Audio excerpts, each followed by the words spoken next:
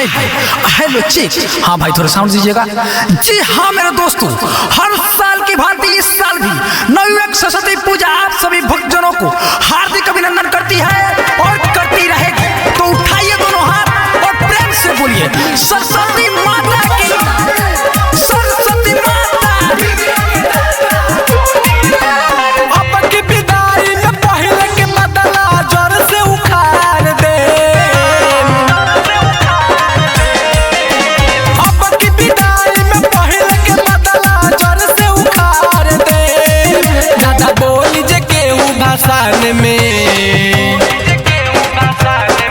ज्यादा बोली जे केहू भाषण में सार के गोली मार दे। ज्यादा बोली जे केहू भाषण में सार के गोली मार दे। अरे अब की विदाई में पहले के बदला जोर से उखाड़ दे। अब की विदाई में पहले के बदला जोर से उखाड़ दे। ज्यादा बोली जे केहू भाषण में,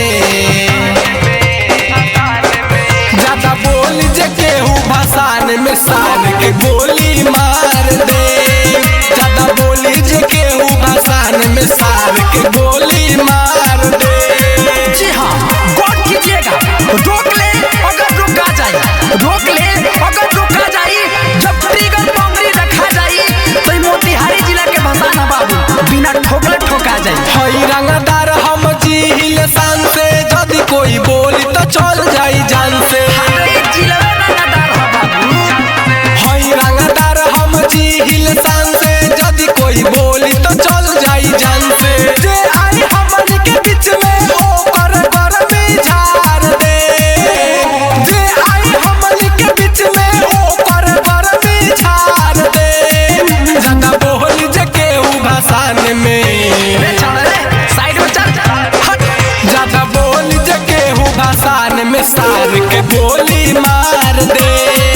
ज्यादा बोली जे केहू भाषण में सार के गोली मार दे।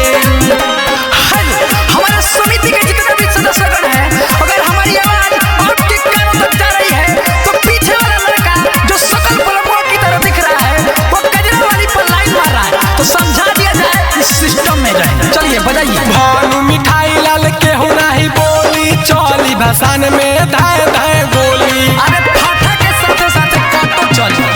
भानु मिठाई लाल केहू नहीं बोली, चली भाषण में धाय धाय गोली। कहला कि रंजन रंगीला साल धरती में गाड़ दे।